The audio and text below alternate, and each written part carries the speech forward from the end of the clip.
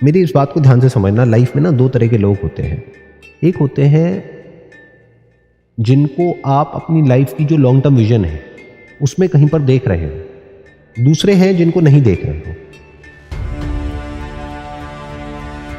आपको अच्छे से समझ आ चुका है कि जो इंसान है ये अंदर से पूरी तरह से करप्ट है, बाहर से चाहे जो मर्जी दिखाता रहे। उनसे रिलेशन जितनी जल्दी खत्म कर दोगे उतना अच्छा है। ट्रस्ट क्या होता है? क्या आप खुद पे ट्रस्ट कर सकते हो? सोचते हो कि मेरे को मीठा नहीं खाना है, लेकिन जब फ्रिज में एक चॉकलेट पड़ी हुई दिखती है तो क्या होता है? उठाते हो, खा जाते हो। तो जब आप खुद पे ट्रस्ट नहीं कर सकते तो सामने वाले पे क्या ट्रस्ट करोगे? तो आपको पता होना चाहिए जो आपके अंदर होता है वही सब उसके अंदर भी होता है, वो कोई अलग प्राणी नहीं है। हमें सामने वाले के साथ में वैसे ही बिहेव करना है जैसा कि हम चाहते हैं कि वो हमारे साथ में बिहेव करे, और ऐसे ही हमें सामने वाले को क्लियर करना है कि ये बाउंड्री है, इसको क्रॉस नहीं करना है। क्योंकि एक बार वो क्रॉस हो जाती है तो वो फिर कहां तक जा सकती है उसकी कोई लिमिट नहीं है। आपको ये समझना है कि जो सामने वाला पर्सन है वो और मैं एक्चुअल में इक्वल है, बाहर से दिखाने के लिए नहीं। क्योंकि आप किसी की रिस्पेक्ट करोगे तो ही वो आपकी रिस्पेक्ट करेगा। आप किसी से तमीज से बात करोगे तो ही वो आपसे तमीज से बात करेगा। फिर वो चाहे आपके यहाँ पे पियोन है, चाहे सर्वेंट है, चाहे कोई भी है, आप उससे तमीज से बात करोगे तो देयर इज अ पॉसिबिलिटी कि आपसे भी वो तमीज से बात करेगा। बट मान लेते हैं आप तमीज से बात कर रहे हो सामने वाले से और वो बदतमीजी कर रहा है, अब क्या करोगे? You have to take a stand, simple. You have to fight for what is right. What is right? Equality. Equality is your right. You are living in a democratic country. आप आराम से बैठ करके उनसे बात कर सकते हो कि आई एक्सेप्ट कि मेरे से गलती हो गई है, बट बार बार जो आप मुझे बोलते हो मुझे अच्छा नहीं लगता है, तो प्लीज आप आगे से मत बोलना। क्योंकि आप कुछ मेरे को बोलोगे फिर ऐसा ना हो मैं भी कुछ ऐसा बोल दूं कि फिर आपकी भी जो सेल्फ रिस्पेक्ट है वो हर्ट हो जाए। तो इसको बोलते हैं स्टैंड लेना। एक रिलेशनशिप में जो फाउंडेशन है वो प्यार नहीं होता है, रिस्पेक्ट होता है, इक्वालिटी होती है, फेयरनेस होता है, एप्रिसिएशन होता है एक दूसरे के लिए। तब जाकर के वो रिलेशनशिप एक्चुअल में प्रॉस्पर करती है। तो आपको अपनी सेल्फ रिस्पेक्ट को खुद बचा करके रखना है। फ्रेंडशिप से रिलेटेड हमारे सबके कॉन्सेप्ट्स हिले पड़े। उसकी वजह से क्या होता है, हम फ्रेंडशिप को कुछ भी समझने लग जाते हैं और बुरी तरह से फंस जाते हैं।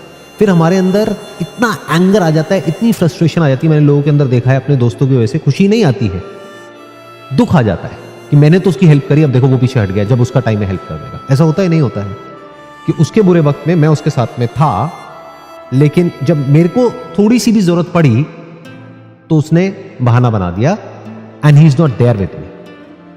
और किसी को फ्रेंड बनाना है तो बनाए कैसे, उससे पहले समझना पड़ेगा फ्रेंडशिप क्या है।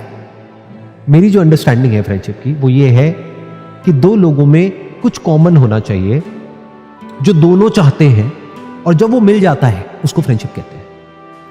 और आपका दुश्मन भी आपका दोस्त हो सकता है अगर आप दोनों का कॉमन गोल है तो, और आपका दोस्त भी आपका दुश्मन हो सकता है अगर कॉमन गोल नहीं है तो।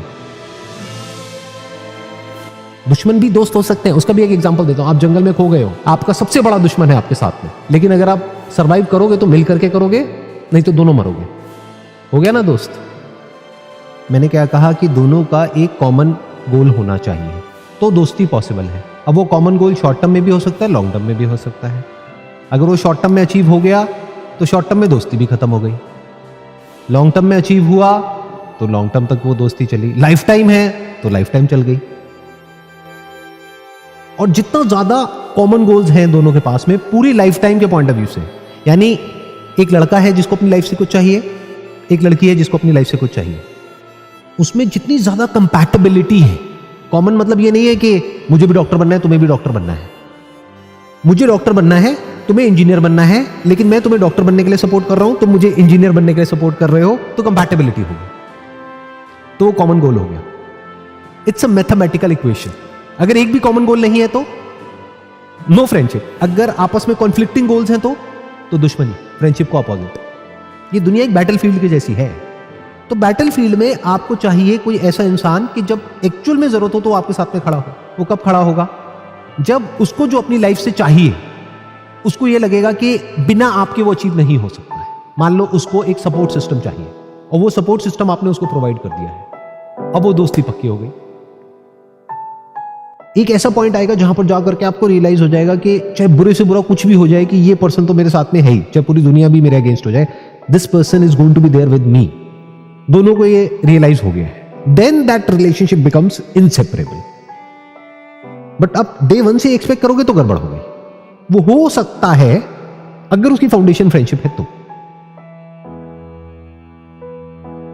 If we look at marriage as something which we have to do because of the pressure from the society और फ्रॉम फैमिली, तो हम बुरी तरीके से जाकर के फंस सकते हैं। क्योंकि हो सकता है हमारी मैरिज किसी ऐसे इंसान के साथ में हो जाए जो हमारा पति है, पत्नी है, लेकिन एक दोस्त नहीं है, जिसके साथ हम टाइम स्पेंड नहीं कर सकते। आई स्ट्रांगली बिलीव कि मैरिज से पहले फ्रेंडशिप होनी चाहिए, कुछ महीनों की या कुछ सालों की, फिर इतना बड़ा आपको स्टेप उठाना चाहिए। योग का मतलब होता है यूनियन, जुड़ना, सामने वाले से इस तरीके से जुड़ना, इस लेवल पे जुड़ना जहां पे अलग होना पॉसिबल ही नहीं है, ना जीते जी ना मरने के बाद। तो क्या आप अपनी वाइफ के साथ में इस लेवल पे जुड़ गए हो, या फिर वो एक ट्रांजैक्शन है, जैसे कि जॉब एक ट्रांजैक्शन है, पसंद नहीं है लेकिन काम है, करना पड़ेगा, पेट भरना है। तो लाइफ में ऐसा नहीं होता है जैसा मूवीज में देखते हैं, क्योंकि लाइफ में बहुत अप्स एंड डाउन्स होते हैं, बहुत क्लैशेस होते हैं। इंस्टाग्राम पे, फेसबुक पे सब झूठ है। रियल लाइफ में क्या होता है, क्लैशेस होते हैं, मिसअंडरस्टैंडिंग्स होती हैं, पावर डायनामिक्स होते हैं, लड़ाई झगड़े होते हैं, एक्सपेक्टेशंस मिसमैच होता है, ये सब कुछ होता है। तो कभी भी इस एक्सपेक्टेशन के साथ में शादी नहीं करनी है किसी भी इंसान के साथ में कि सब कुछ बहुत बढ़िया होने वाला है। और कभी कभी थोड़ा बहुत एग्रेसिव हो जाना भी नॉर्मल है, आपका भी, सामने वाले का भी। तब उसमें क्या दिक्कत है? अगर आप सामने वाले से एक्सपेक्ट करो कि वो कभी एग्रेसिव ही नहीं होगा या नहीं होगी, गड़बड़ हो गई।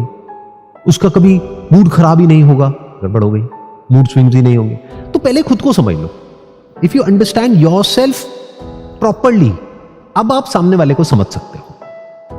नहीं तो आप उससे कुछ भी ऐसा एक्सपेक्ट करने लग जाओगे जो बिल्कुल बकवास है, और हमारे चारों तरफ सिर्फ बकवास ही बकवास है, रियलिटी तो कहीं है ही नहीं।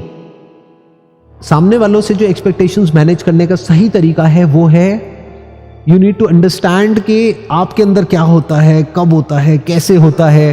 फिर आप सामने वाले के अंदर जो भी चल रहा है उसको फील कर सकते हैं। फिर जो आपकी एक्सपेक्टेशंस होंगी वो बिल्कुल रियलिटी पे बेस्ड होगी। फिर आप काफी हद तक प्रेडिक्ट भी कर सकते हो कि एग्जैक्टली क्या होगा।